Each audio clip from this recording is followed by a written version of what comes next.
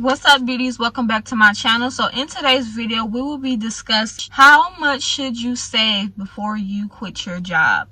A lot of times people quit off impulse. Either they have more than enough and they should have been quit, or they quit and because they didn't like the job and they wind up having to go back to the job because they didn't have enough money saved up or didn't know exactly what they were supposed to do before they left their job. So that's what we're going to be talking about today. If this is something that you are interested in, then keep on watching. But first, if you have not already, be sure to hit the subscribe button and also turn your post notification bell on so you won't miss when I upload. But without further ado, let's hop right into the video.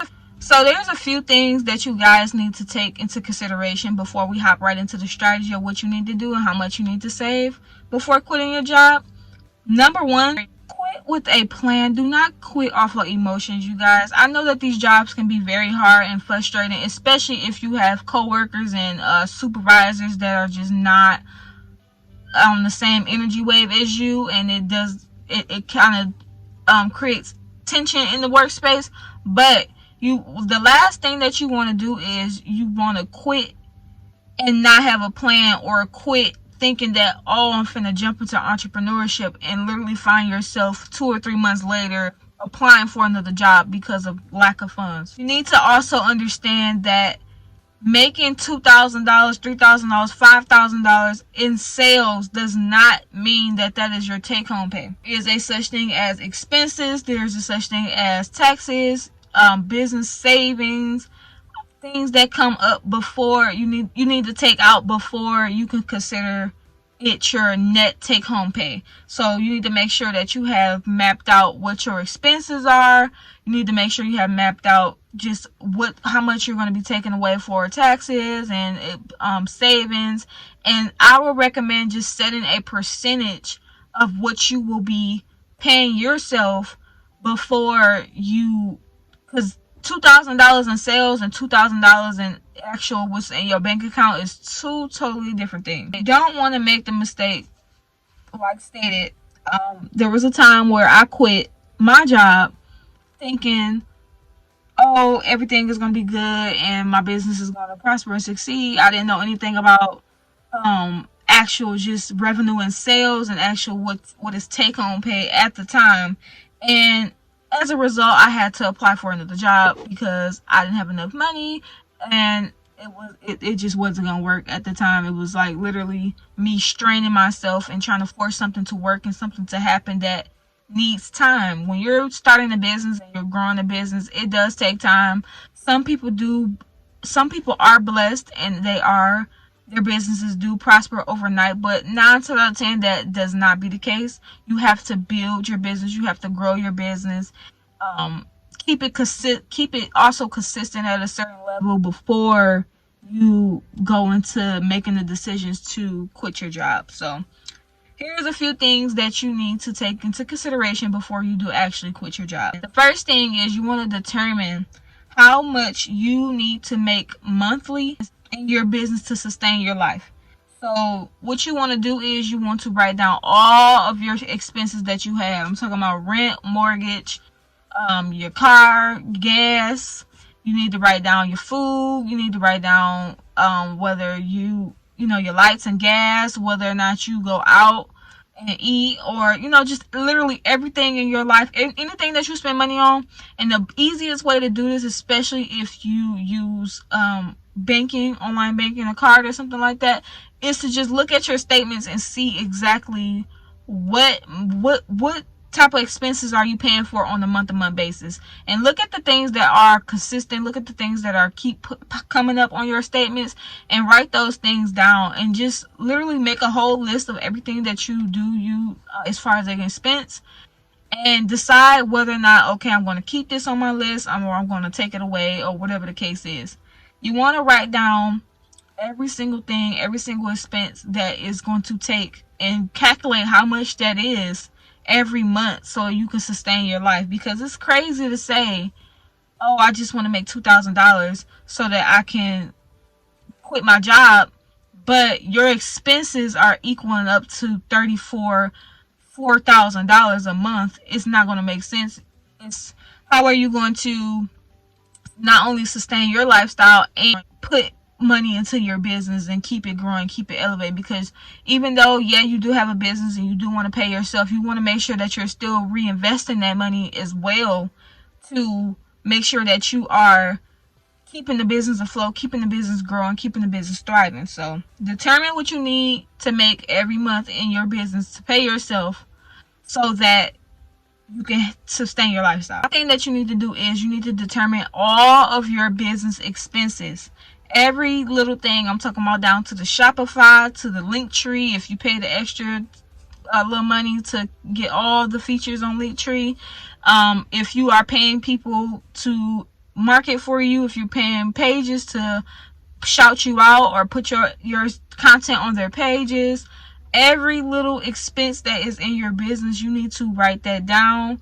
Come up with the number after you have wrote down all of your expenses of how much your business expenses are. Third thing that you need to do is you need to write down a goal that you need to reach monthly with your personal and business. A tip that I will recommend to you is you want to make sure that you factor in taxes and you want to factor in business savings, because what you will find is once you transition into full entrepreneurship, you will be responsible for paying taxes, and you want to make sure that you have an account set up to the side already that has that money going already put into the side. So when it's time to file taxes and pay the taxes, you're not caught off guard and surprised, where this money is going, how am I going to pay this bill and where this money is coming from. You want to always stay ready so you don't have to get ready. And also for business savings, you just want to make sure that you have a business savings account and have savings in that account, at least 10% of your revenue in that account, because things come up as far as like courses, classes. You may want to launch a new product and you don't want to take it out of the already the expenses that you have. You want to make sure that that's more than enough money so that you won't have a burden or won't have to take it out of what you're paying yourself. So you can pull that money from your business savings account. You want to make sure that you have those two accounts already and get in the habit of starting it now while you have the job. So when you transition into full entrepreneurship, you already know what you're doing. There's no surprises. You don't have to, I didn't know, you don't have to feel like it's just an extra burden and feeling regret with quitting your job when you do it. You'll already have all those things set up and ready to go for you, so you don't have to worry about it. Say my personal expenses every month is $3,000. My business expenses are $1,500 a month, range about $1,500 a month. I'm going to add in my business savings and my taxes. Business savings, I want to at least save 10% of all the monthly revenue that comes into my business, at least 10% of it, into a separate account. And for my taxes, I want to budget every time I get monthly revenue coming into my business, I want to at least save 25% towards taxes. The $44,500 that is combined from my business and my personal expenses, plus the 35% that is coming from my business savings and my taxes, that equals out to be $6,000.75. My goal every month needs to be $6,075 every month consistently for me to be able to quit my job the right way and be able to pay myself. I can be able to still have money to invest in my business. I'll have money put to the side for savings every month, and I'll also have money put to the side every month for taxes. So when the time comes, I'll already have that money in that account. You need to be very, very, very strategic when you are quitting your job. Don't just quit your job because you've seen $5,000 a month in your business, because that is not all of your money. $5,000 after, paying your expenses, taxes, savings, you may have about $1,500 to $2,000 left over. That's not the same. Revenue and actual net gross that you're taking home is two different things. You want to make sure that you have everything mapped out so that you don't catch no surprises, so that you can make a very proper plan, and you can have a exit strategy, a proof exit strategy, so that you won't be caught up looking crazy at the end when you quit your job and you're like, damn, I'm not really making enough money to sustain, and wind up having to apply for another job. The goal is when you quit your job that you don't have to never go back, not the other way around. And also too, another thing too is not just thinking, oh, I make this $6,075 a 1 month and I'm just finna quit my job. No, you want to make sure that this money is consistent for at least 6 months. Business tends to fluctuate. 1 month you can be making hella money, and then the next month it may not do so well. So you want to make sure that at least your base, your minimum that you make in your business, whether you're having a good or bad month, needs to be at the amount that you set that you need to minimally make, and this needs to be consistent for at least 6 months before you quit your job. You want to make sure that all of your accounts are separate. Do not mix your accounts. I'm telling you, when it comes down to filing taxes or just being organized in general, you want to make sure that everything is separate. Do not mix your personal accounts with your business accounts. Go ahead, open you up a business bank account. I will be making a video on that soon, on the steps and processes that you need to open you up a business account. So look out for that. Use your job income while you are building your business revenue. Use your job income to support yourself. When you are making money in your business and it is the money that you would most likely pay yourself if you were a full-time entrepreneur, put that money in your personal account, your personal savings account, as reserve. You know how people say you want to at least save up 6 to 12 months before you even quit your job?